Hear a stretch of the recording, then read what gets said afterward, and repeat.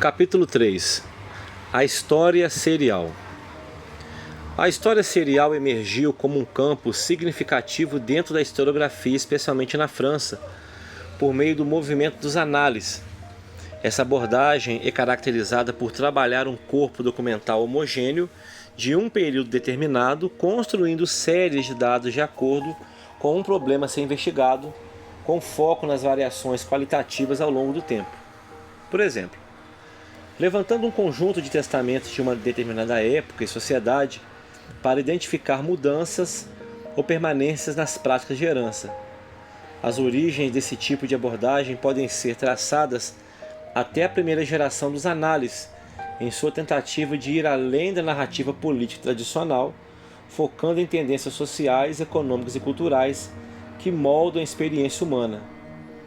Na segunda geração dos análises se manteve com Braudel, ao enfatizar a importância da longa duração na análise histórica, argumentando que mudanças socioeconômicas se dão em um ritmo mais lento do que os eventos políticos. Porém, é na terceira geração, inclusive com a utilização de novas tecnologias de análise de fontes como o computador, que a história serial se consolidou. Isso levou à expansão dos temas abordados, que começou a incluir a análise demográfica, jurisprudência, mentalidades, etc., refletindo uma rica tapeçaria de práticas e comportamentos humanos. Um aspecto crucial da abordagem de fontes na terceira geração, que ajudou a desenvolver a história serial, é a definição do conceito de documento/monumento.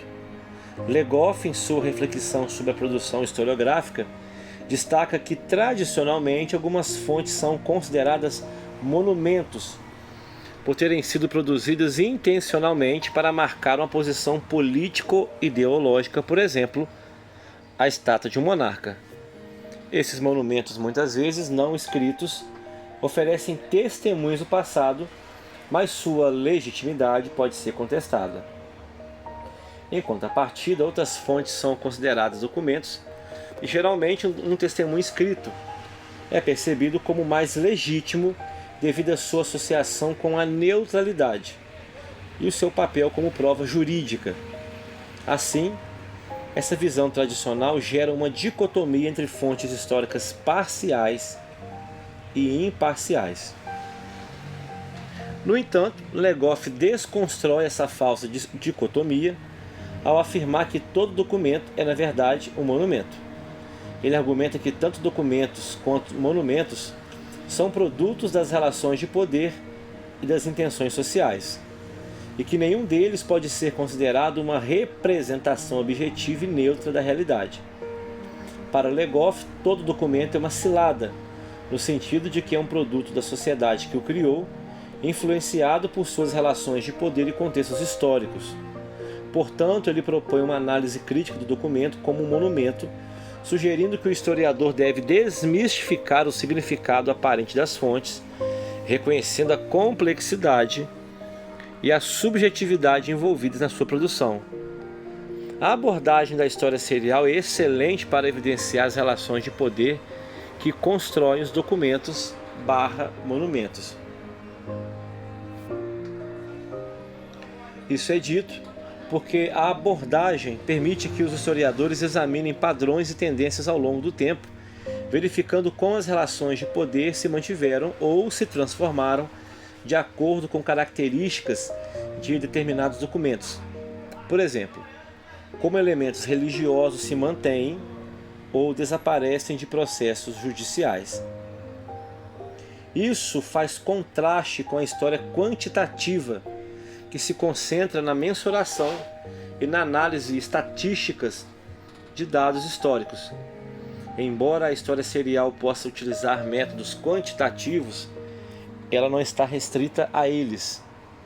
Em vez disso, a história serial se baseia em uma compreensão mais qualitativa das dinâmicas sociais e culturais, buscando identificar testemunhos involuntários que revelam as mentalidades e as hierarquias sociais de um período específico.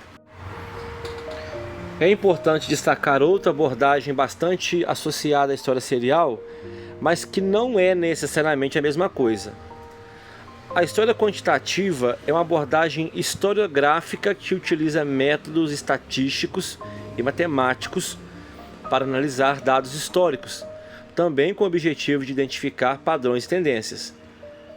Essa modalidade de história busca quantificar aspectos da vida social, como taxa de natalidade, mortalidade, migração, preços e produção, permitindo uma compreensão mais precisa de determinadas dinâmicas históricas.